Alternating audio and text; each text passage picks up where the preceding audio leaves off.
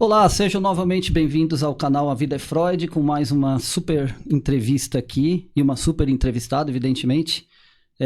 Ela que, desde infância, teve um sonho e esse sonho se materializou e realiza-se de forma plena, né? Falo da Thaís Fontana, que ela vai se apresentar aqui, e é diretora de uma escola, depois você já vai falar da sua escola também, falar um pouco da sua história e ao longo do nosso bate-papo falar sobre os desafios que é, no Brasil especificamente, cuidado de educação de crianças, com todos os problemas que nós temos. Thaís, muito obrigado pela sua visita. Obrigada pelo convite. E seja bem-vinda. Obrigada. Fique à vontade. Bom, eu sou da área de educação desde 1998, então faz um pouquinho de tempo. Como gestora, eu tenho 14 anos como gestora de escola de educação infantil e sempre fui da área de educação infantil, que é a minha grande paixão. E para nós, né, da área de psicanálise, a importância da educação infantil é fundamental. Como conversávamos no outro dia, é o primeiro contato de sociedade que uma criança tem depois que ela sai do âmbito familiar para a vida. Então ela sai daquele ninho de papai, de mamãe, de irmãos, no máximo primos que tem um contato ali externo, e daqui a pouco ela vai para um mundo, né, do mundo de social, com outras crianças, com pros querendo fazer, precisando, na verdade, dar atenção para todos. Ela não é mais exclusividade, aí começam, entre outras, né, da continuidade das nossas neuroses. Então eu queria que você explicasse, Thaís, como que é esse preparo dos profissionais de educação infantil com relação à recepção dessas crianças. Hoje as crianças estão vindo para a gente já bem diferente do que quando nós éramos criança, né? Eles já vêm de um mundo de tecnologia, né? Então, os professores precisam melhorar a cada dia para poder acompanhar o ritmo dessas crianças, né?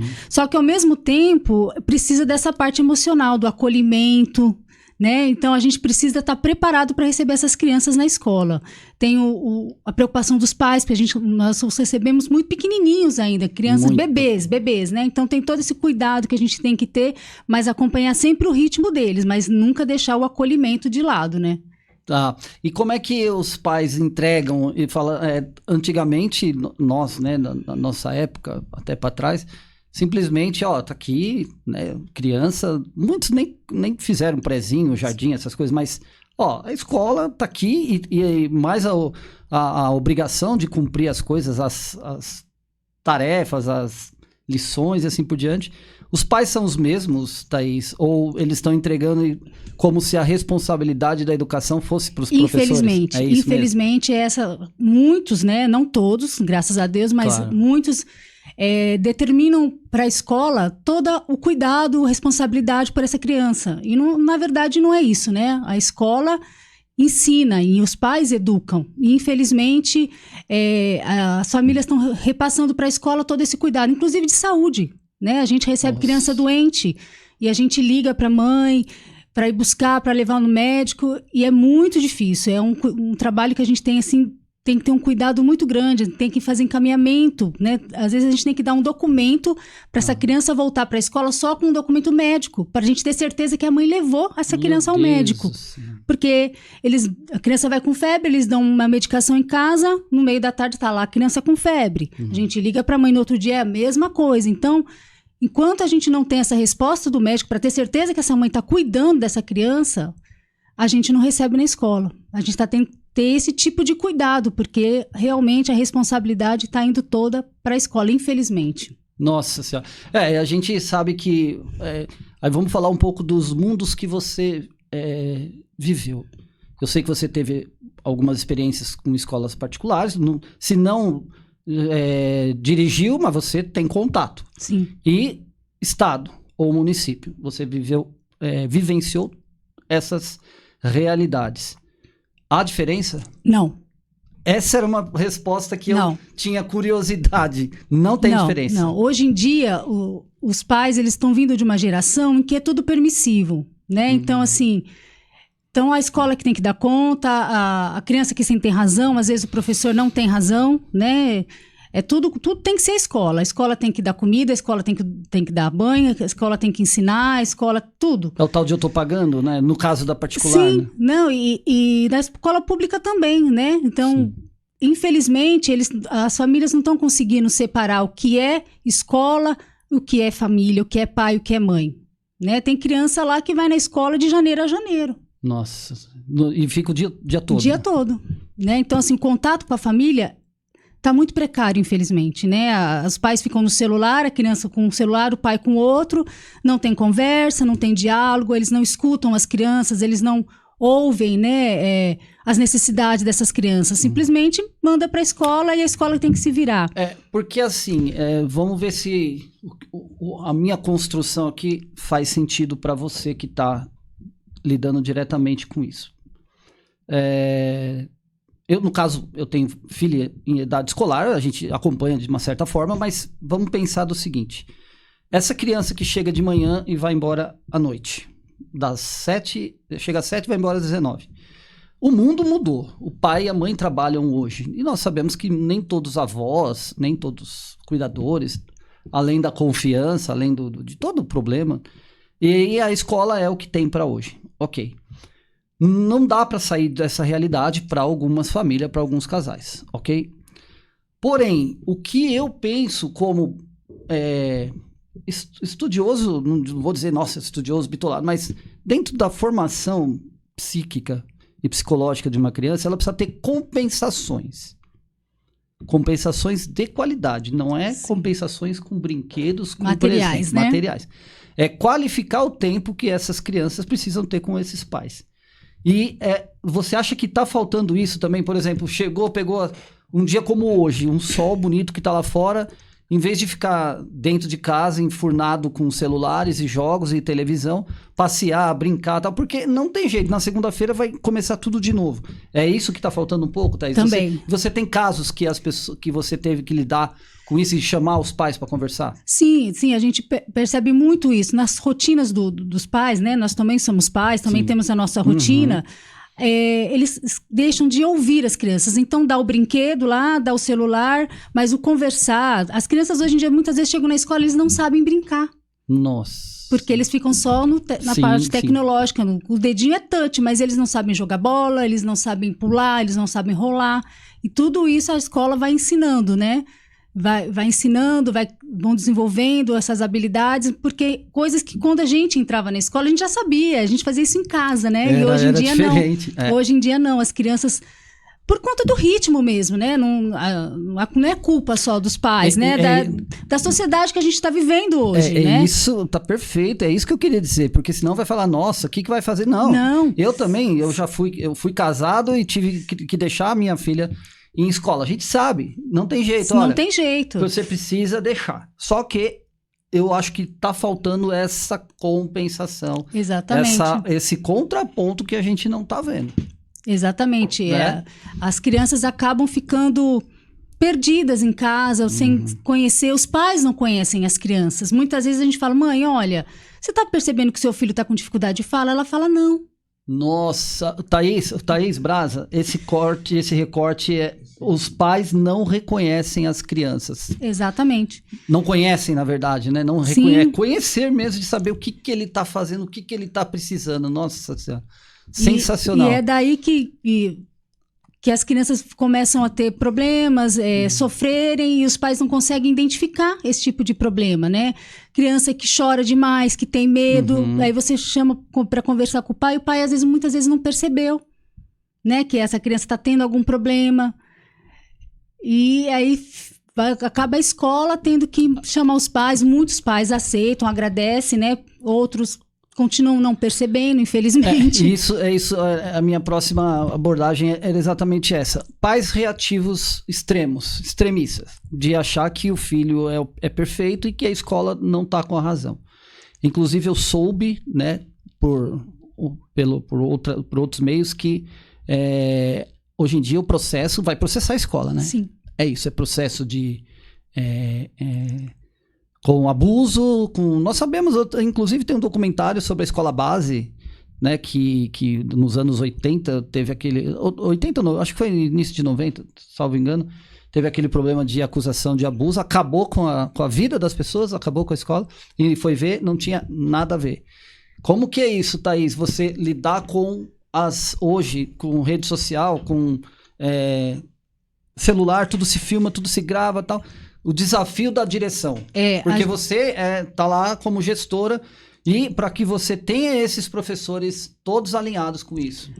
A gente tem que sempre trabalhar com a liberdade dos pais virem até a escola. Essa parceria é muito importante.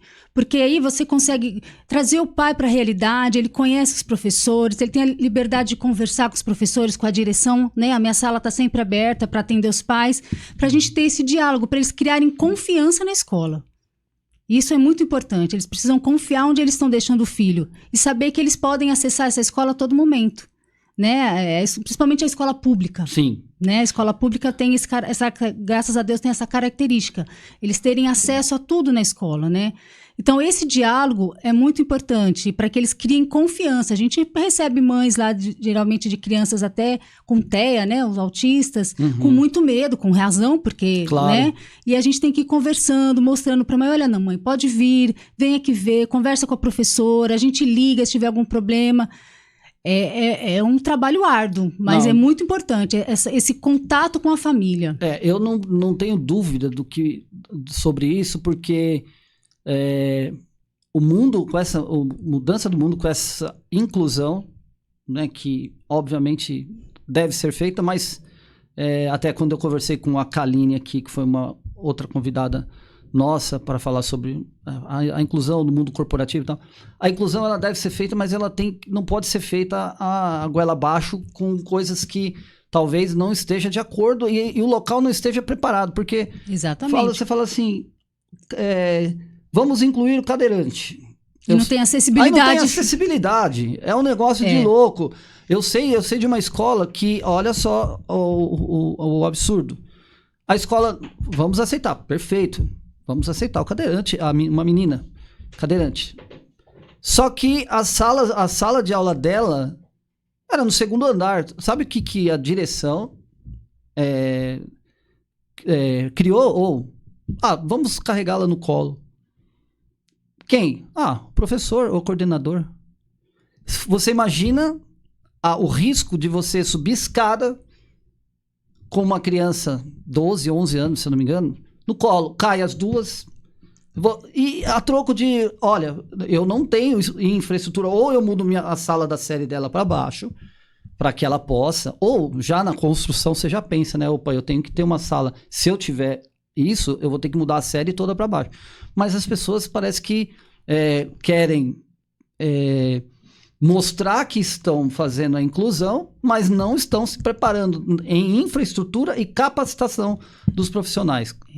E escola pública a gente sofre muito com isso, né? Porque tem o papel, tem a lei, né? Sim. As crianças têm direito, sim. Só que a infraestrutura é muito complicado. Na escola particular ainda eles têm mais acessibilidade, assim, facilidade para fazer as adequações, principalmente no prédio. Na escola pública, não. Não tem. Porque a escola não tem verba. Não tem verba. Né? A gente depende da verba da Secretaria de Educação, que muitas vezes também é escassa. Tem todo aquele processo licitatório que demora. Então, assim, realmente, a inclusão, no papel, ela é muito bonita. Exatamente. Mas na prática, nem sempre é como deveria ser. E parabéns pela sua coragem de falar isso, porque muitos falam, não, porque todo mundo sabe, né? Só que é a mesma coisa falar, não deveria ter presídios no mundo, né? Pois o mundo deveria não ter, mas a realidade não é essa. Mal e porcamente comparando, mas eu quero dizer assim, é bonito, você falou, é bonita a teoria, só que precisa ter o preparo. E assim, nas salas de aula, salas superlotadas, com o professor que tem que dar conta de 25 crianças e mais aquela com inclusão, muitas vezes ela não tem a formação necessária, não tem o apoio pedagógico necessário, o material necessário, né? Então, é complicado para o professor também. Sem dúvida. Porque ele sabe que ele precisa fazer o melhor para aquela criança, assim como para todas, mas ele falta condições. E aí os professores vão ficando doentes, porque eles vão se sentindo frustrados, cansados. Tem criança que é tranquila a inclusão, mas tem crianças que precisam de um acompanhante o tempo todo. Uhum. E como é que tá fazendo? É uma curiosidade, que é assim, nós estamos mostrando o problema, estamos dizendo que precisa ter a solução, só que na prática, como é que vocês estão fazendo isso? Então, tem casos que você possa contar, evidentemente, preserve as pessoas, fiquem à vontade. Tem. A gente tem tido uma parceria, né, no caso com a Secretaria de Educação, porque eu trato de uma escola municipal, e eles têm mandado os auxiliares, estão fazendo contratação, mas ainda é um número pequeno, né? Muitas vezes eu, enquanto diretora, coordenadora, a gente vai para a sala ajudar com a professora, tira aquela criança um pouquinho, dá uma volta, acalma, porque é difícil. É difícil mesmo. E assim, te conhecendo, a gente sabe do que você nasceu no ambiente escolar, inclusive. Desde pequena você já falava. Sim, eu ia ser professora. Vou ser professora. Eu lembro disso claramente. E depois se tornou diretora e tal. Tá faltando um pouco desse sonho para algumas pessoas? As pessoas pararam de se interessar em dar aula? Ou você acha que ainda tem? Se fosse mais valorizado e com melhores condições, muita gente poderia estar entrando nisso. Porque eu não vejo mais as pessoas, eu quero ser professor. Hoje em dia a questão salarial pega bastante. O professor é desvalorizado, ganha pouco, o trabalho é sobrecarregado. Olha lá, desrespeitado, né? Quando não apanha, né? Sim, Quando não, desrespeitado. É um absurdo. E muitas vezes o que eu percebo, eu não sei se eu estou falando uma besteira. Se tiver, a gente edita, fica em paz.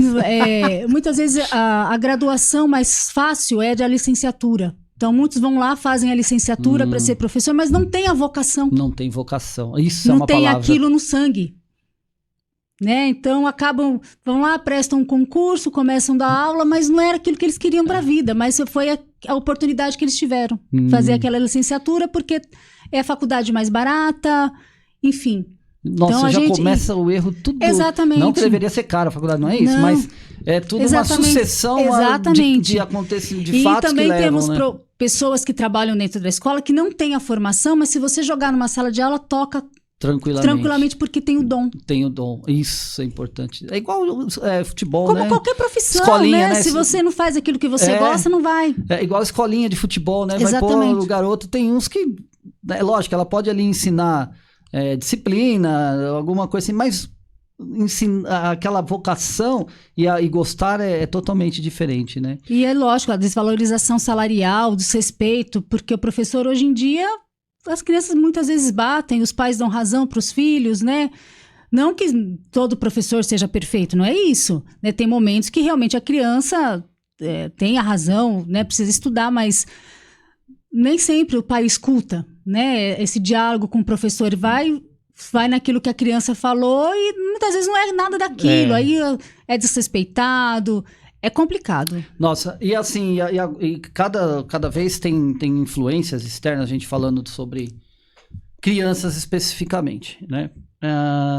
Gênero, eu acredito que também esteja sendo um desafio, apesar que, embora você esteja no ambiente ainda infantil, porém nós vimos agora esses dias dizendo que crianças têm direitos trans e tal.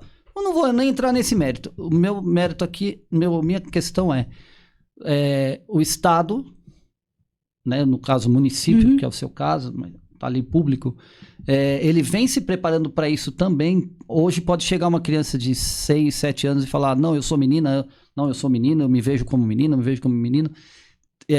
Independente das crenças e valores e opiniões que os professores, diretores têm, eles precisam também estar preparados para lidar com isso, tá? Está difícil também? Ou então, isso é mais tranquilo?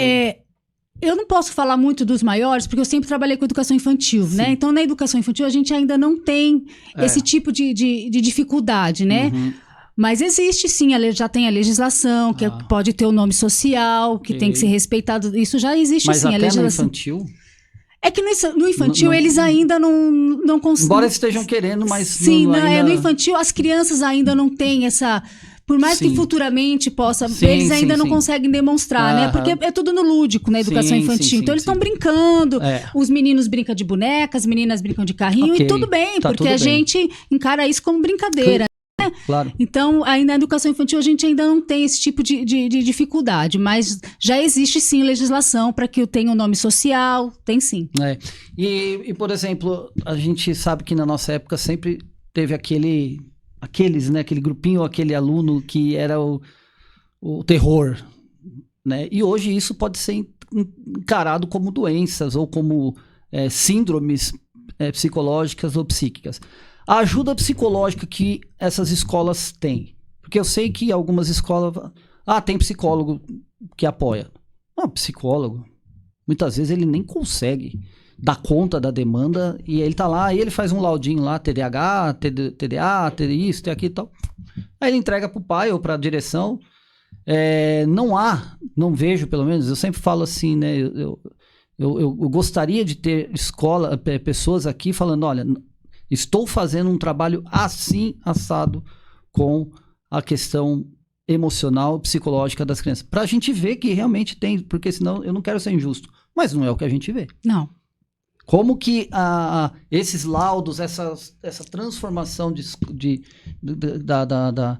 que os pais preferem chegar, olha, desculpa, ele tá batendo em todo mundo porque ele tem esse problema, tá aqui, o laudo. Exatamente. Como que vocês estão lidando com isso? Muitas vezes a criança tem o laudo, geralmente o que está mais comum hoje em dia é o TEA, né? Que as crianças estão sendo diagnosticadas, que é o transtorno do espectro autismo. Boa. Que as crianças estão sendo laudadas hoje mais cedo, né? Sim. Porque a medicina está avançada, os diagnósticos, né, estão chegando antes.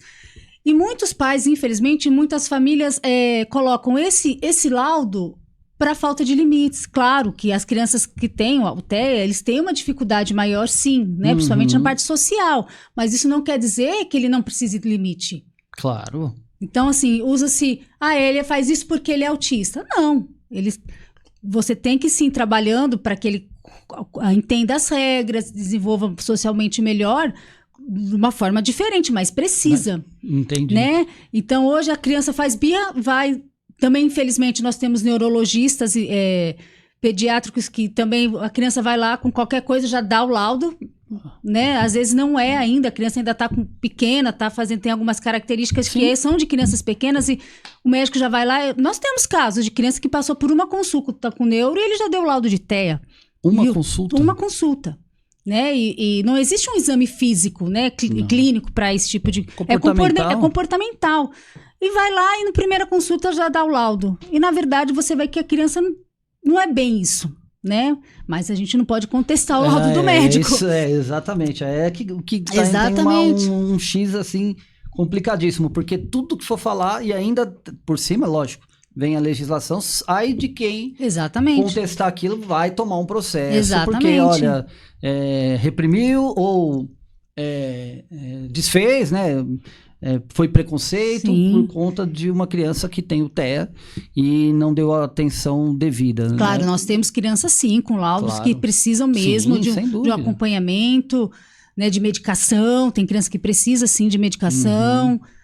Mas tem crianças que a gente vê que o laudo foi um pouco precipitado, né? Mas a gente vai caminhando, vai conversando com os pais e tentando melhorar essa parte da socialização dessa criança e com o tempo ele vai desenvolvendo. Mas é complicado. E tem... a gente sabe que dentro da educação, de tempos em tempos, tem uns treinamentos, umas imersões, cursos, uma série de coisas onde os responsáveis, a Secretaria de Educação, pega esses professores, esses diretores, normalmente diretores e coordenadores que depois viram agentes multiplicadores, né? Você sente falta um pouco mais dessa parte psíquica mais aprofundada e não simplesmente 2 e 2 são 4 e tal? Sim, sim. Porque eu vejo, né, que muitos professores, pelo menos os que eu tive, sofrem porque não compreendem os sinais que aquela criança dá de problemas que 99% estão sendo causados no lar. Sim. Abuso, violência, não violência só física, como emocional, lares complicados. E eles, obviamente, que criança carrega tudo isso nas costas e ele precisa disparar isso de alguma forma. Aí a gente volta na questão da família, porque às vezes o professor até percebe, só que o professor pode ir até um ponto, dali para frente ele não pode ir mais. E se a família não aceita isso, fica difícil. Porque o professor, muitas vezes ele vai, ele fala com a família, ele explica, mas muitas vezes a família nega, não aceita e não vai procurar ajuda. Então, o professor pode ir até um certo ponto, dali para frente ele não pode mais, né?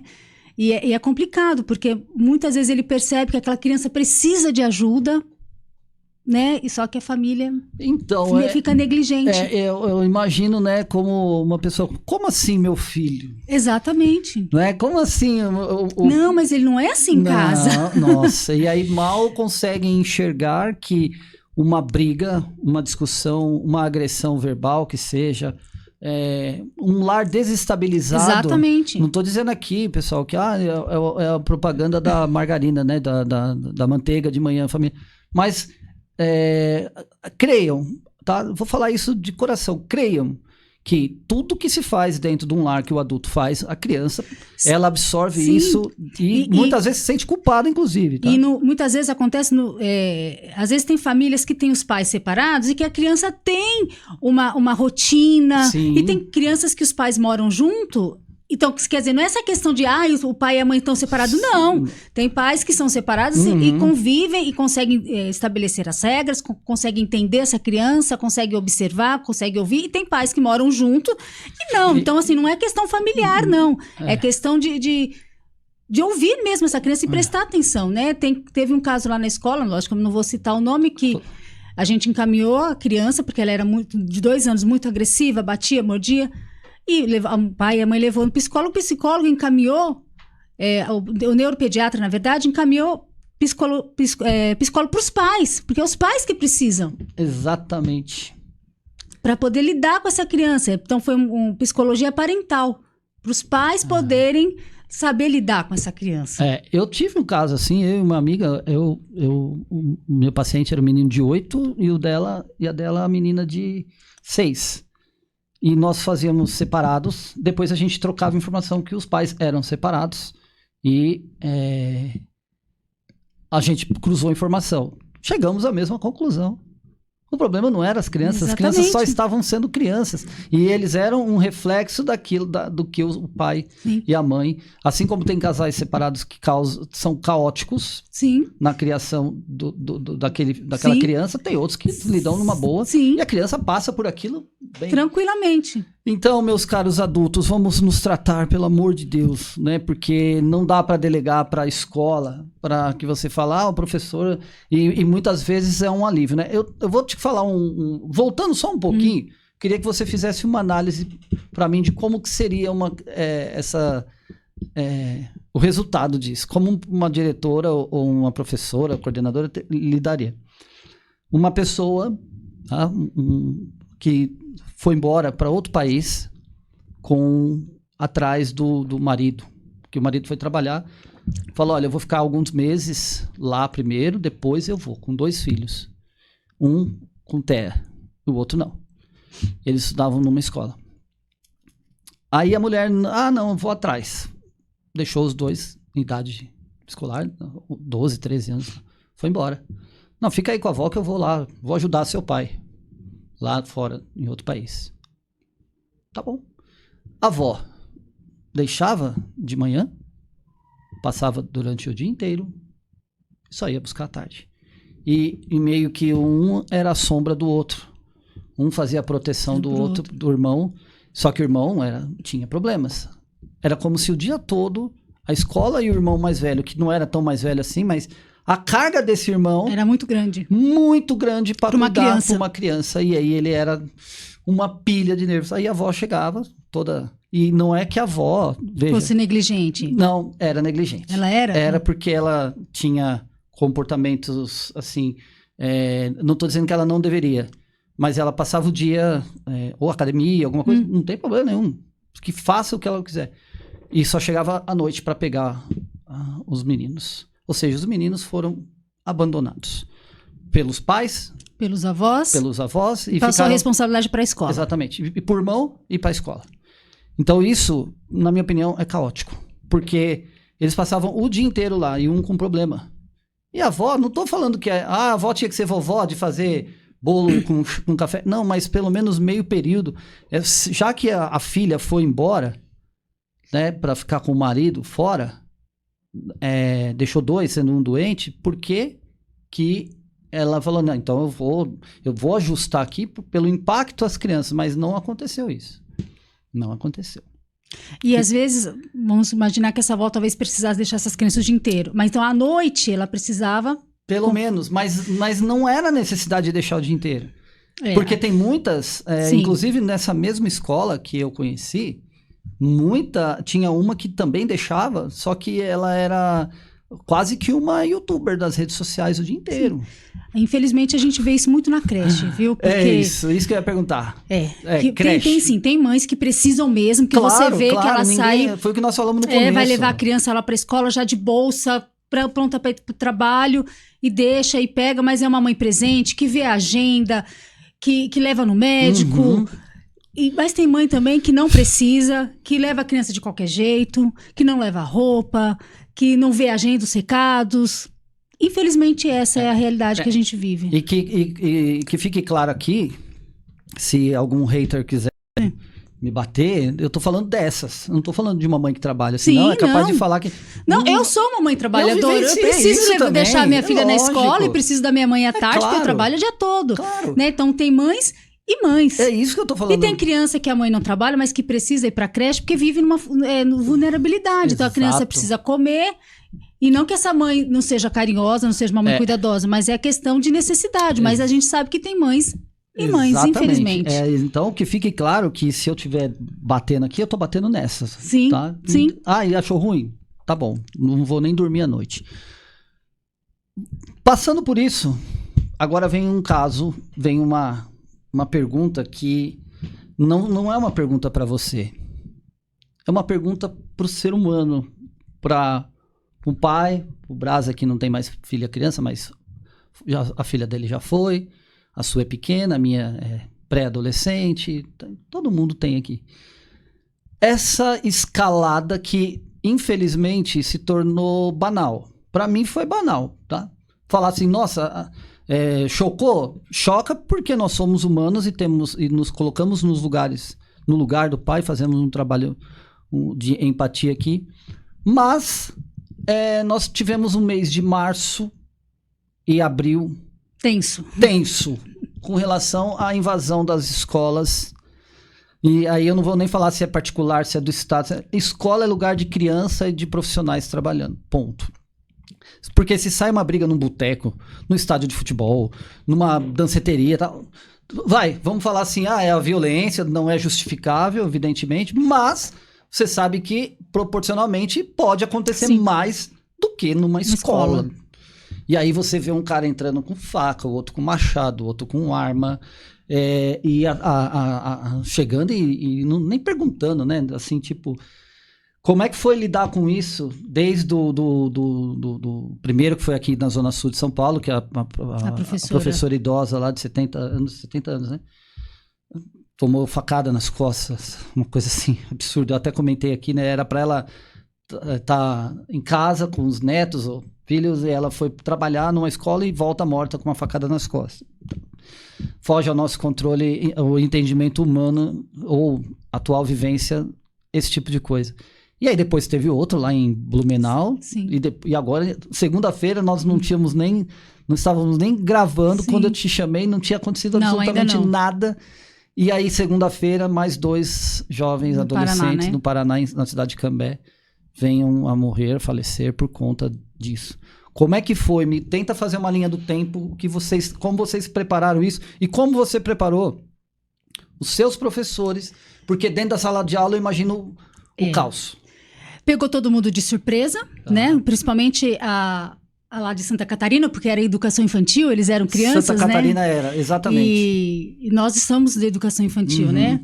Também nos pegou de surpresa, porque os pais chegavam, e aí, o que a escola vai fazer? Isso. Né? Só que assim, a gente também não sabia, porque... Então, a gente tentou acalmar os pais, mantendo a segurança que a gente sempre teve, os portões fechados, identificação para quem fosse entrar na escola. Então, vai entregar merenda, material, ou algum munícipe, então tem que se identificar. A gente mantinha o portão que tem acesso às crianças fechado. Muitos pais perguntaram, mas eles vão continuar brincando no parquinho, na quadra? Vão, porque as crianças precisam brincar, claro. né? Eles já ficaram fechados numa pandemia, pois né? Pois é, exatamente. E a gente não podia criar uma neurose, né? Então a gente precisava manter nossa rotina com as crianças, né? Lógico, depois a gente teve uma reunião com a segurança, com a Secretaria de Educação e com a Segurança Pública, foram tomadas medidas, então todas as nossas escolas do município que eu trabalho têm o controle de pânico, então qualquer coisa a gente aperta o botão, a guarda vem. Foi intensificado a guarda, mas assim, Ricardo, a gente entende que isso não quer garantir, não vai garantir segurança, porque o problema está na cabeça. Se a gente não olhar nossas crianças e não cuidar dos nossos jovens, né, para que eles aprendam a lidar com o não, aprendam a lidar com a frustração. Exatamente. A gente volta naquilo que a gente estava conversando no começo. As famílias precisam dar voz a essas crianças. Como é que um rapaz compra uma arma e a família não vê para que ele vai comprar, onde ele comprou?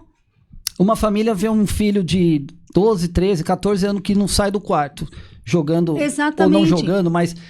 não, ele é adolescente, é assim mesmo. Como? Por que você tá aí? Vamos conversar, porque... veja, o pessoal, muitos colocam, mas é porque sofreu bullying e aí virou isso. Mas muitos ataques, a pessoa nem é de ambiente escolar. Exatamente. Então, falava, vamos aumentar os muros da escola, a gente não vai resolver, as crianças vão ficar trancadas, as crianças vão ficar trancadas. E o problema não está aí, está na cabeça, né? Então, se a gente não cuidar dos nossos jovens, das nossas crianças, da cabeça deles... Porque, assim, pode ser um aluno que entre na escola armado e mate. Pode. Então, existe uma diferença... O muro pode estar alto, pode ter alarme, pode ter guarda, só que... Exatamente. São dois tipos de agressores diferentes. Um que é o aluno, que está lá dentro. Sim.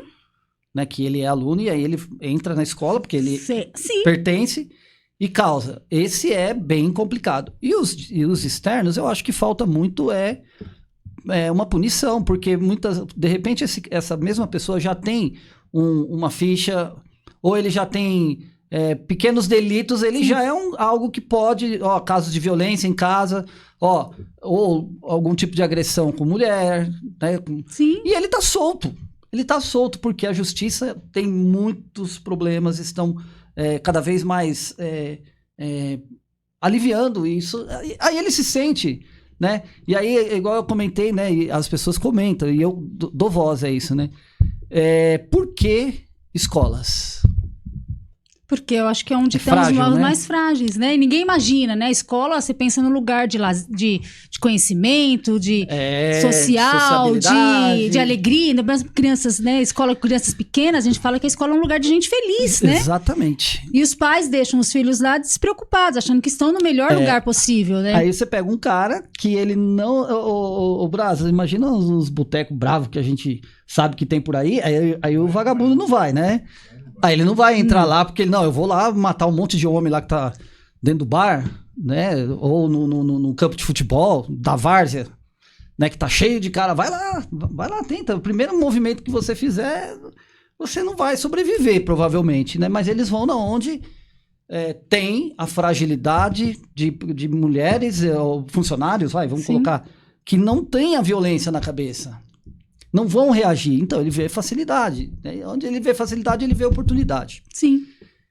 Então, são dois tipos que, além de tudo, a preocupação é essa, né? Do aluno.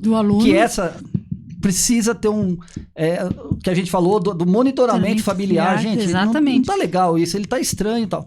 E o de fora, que há impunidade, que as escolas devem mesmo cobrar a segurança, Sim. Os professores, a sociedade, a imprensa, de falar, cara, se as empresas, eu falo que eu tenho uma carreira de muitos anos dentro de empresa, qualquer empresa que vai ter uma portaria. Tem um guarda lá, tem a segurança. Você não entra numa empresa sem... tem tentativa de invasão de empresa para roubar? Tem, algumas tem, mas é muito mais difícil, você não vê. Por que não uma portaria se não armada, mas com guarita para chegar, se identificar como você está falando? Porque quem que vai receber essas pessoas hoje na escola? Ou é a... secretária. Secretária é uma pessoa que está vulnerável. Sim. Não é seguro. Não é seguro. Mesmo ela falando assim, eu vou lá abrir o portão. Ela pode sofrer um tiro na hora que ela abre o portão. Então... de novo, né? A gente começa a falar tá tudo errado. Tudo. Com relação ao que se deve encarar a segurança dos funcionários e dessas crianças que estão em escola. Hoje, nós afirmamos, e você me corrobora ou não, as escolas não são seguras. As escolas no Brasil hoje não são seguras. Porque segurança não é levada a sério com relação a isso. Eu acho que precisaria ter uma...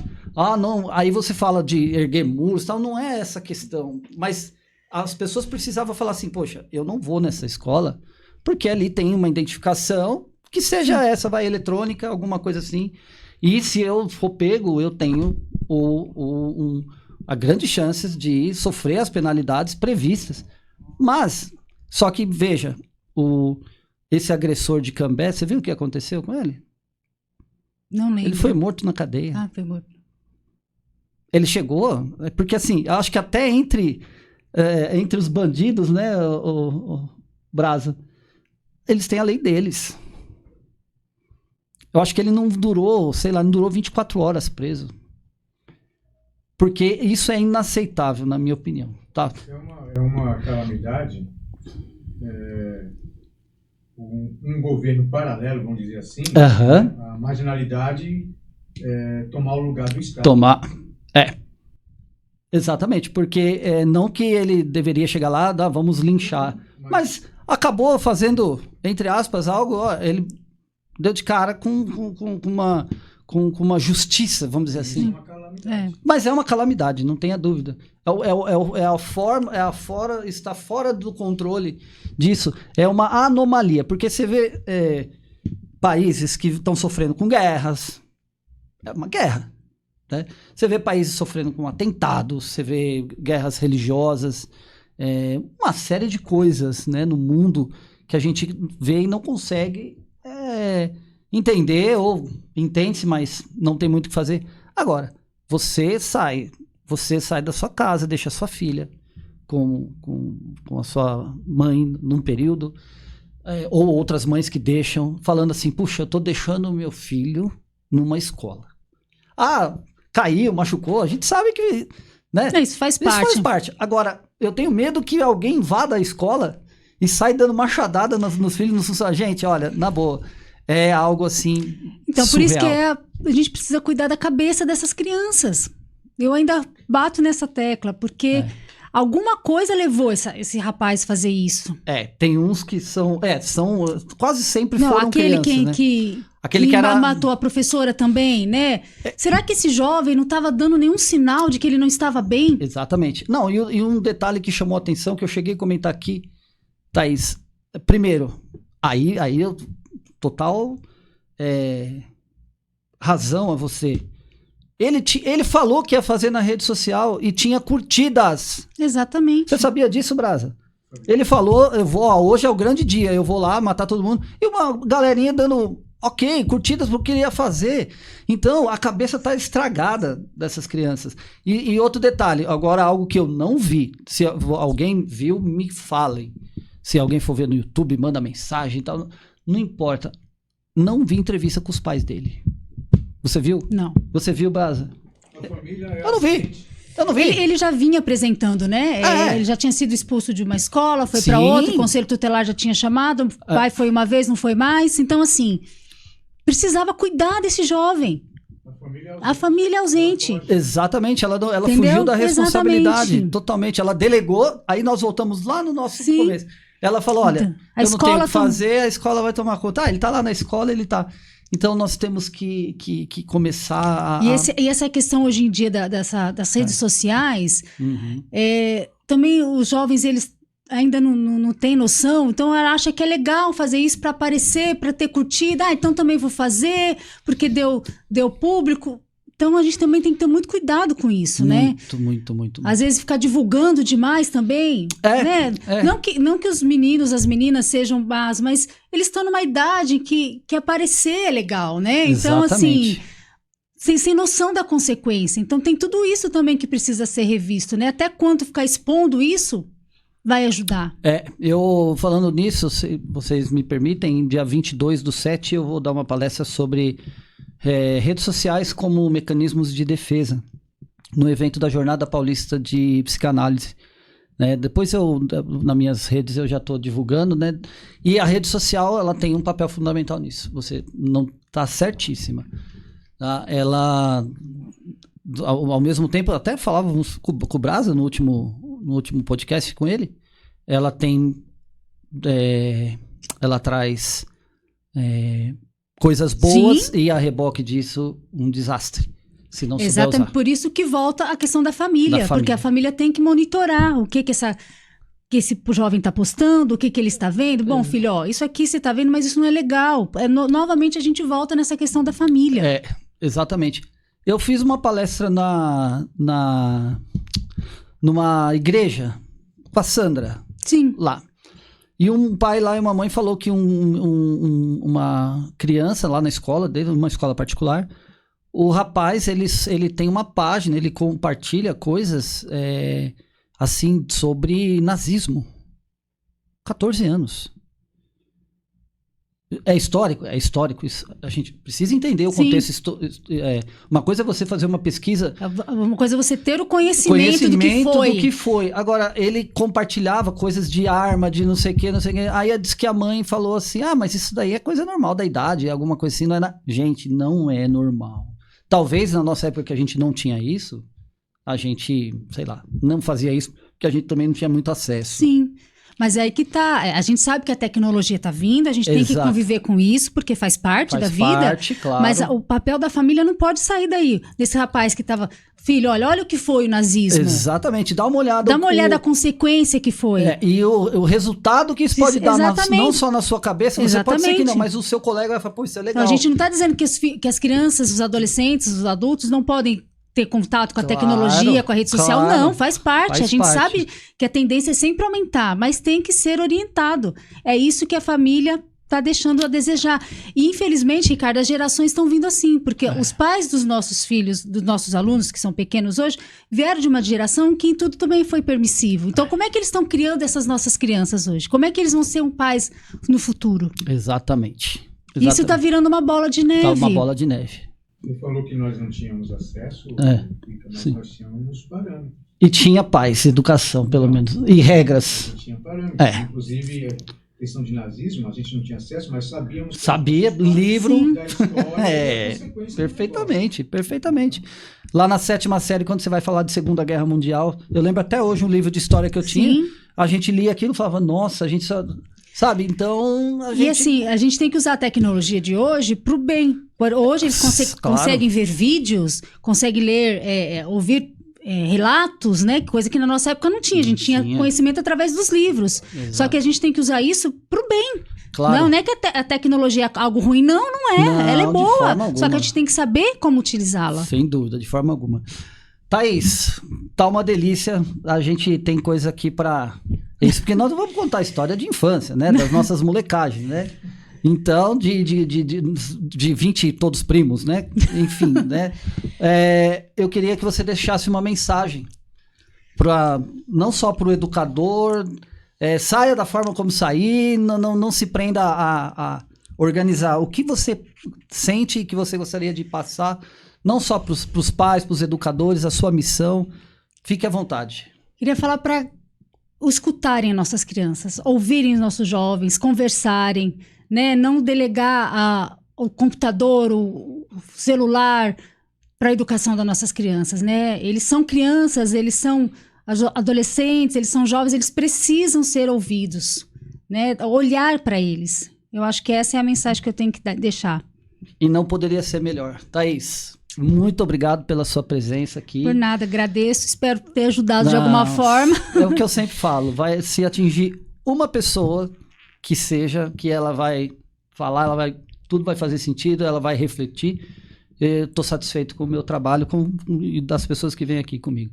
Tá bom? Obrigada. Pessoal, um beijo a todos. Obrigada, um beijo a todos. Muito tchau, obrigado. Tchau. E até a próxima. E não se esqueça, a vida é Freud. Freud mesmo. Delícia.